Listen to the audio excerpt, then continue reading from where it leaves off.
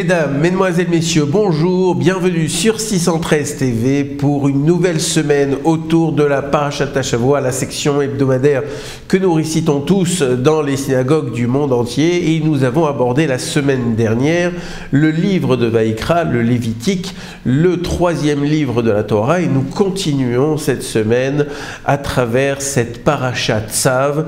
Le mot Tzav en lui-même, c'est tout un programme, c'est ordonné. Eh bien, nous allons en parler bien sûr tout au long de la semaine de cette paracha, et comme c'est la tradition dans cette émission, nous allons dresser tout de suite le sommaire de cette paracha maintenant. Alors en fait, la semaine dernière, nous avions parlé essentiellement des différents types de korbanot du point de vue des animaux qui étaient offerts. On avait vu le gros bétail, le menu bétail, la volaille ou les oiseaux, et puis nous avions vu également donc toute une autre série de korbanot, de sacrifices.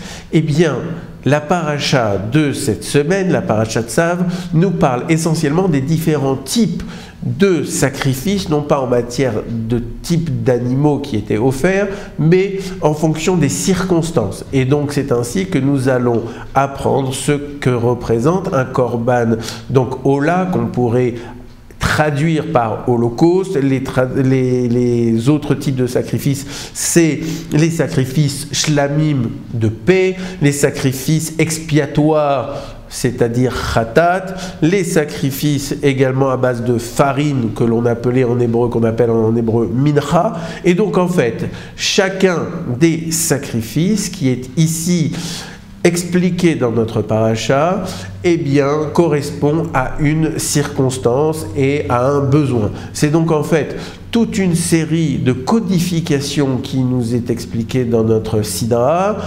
En fonction de la circonstance qui nous est donnée, eh bien, nous avons la possibilité d'offrir tel ou tel sacrifice qui va nous permettre de nous reconnecter avec Akadosh Baruch Hu. Donc nous avons parlé de ces différents sacrifices, ils sont énumérés et expliqués dans notre paracha.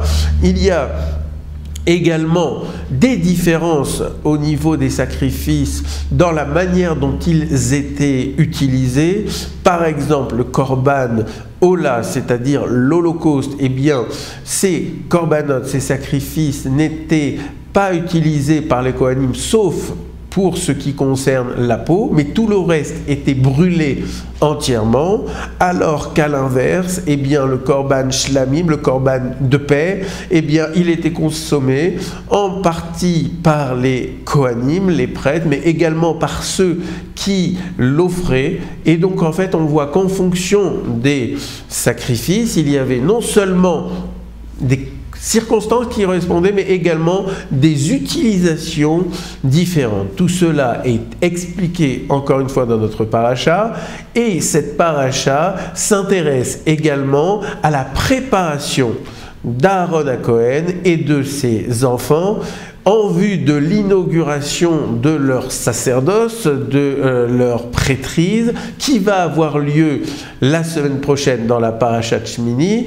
En tout cas, dans notre paracha, c'est les 7 jours de préparation qui sont en cause. Nous allons en parler bien évidemment, et puis pendant ces 7 jours, les Kohanim se préparent à ce qui va être et ce qui devrait être leur jour de gloire, le jour où enfin dans le Mishkan inauguré, ils vont commencer leur travail de prêtre.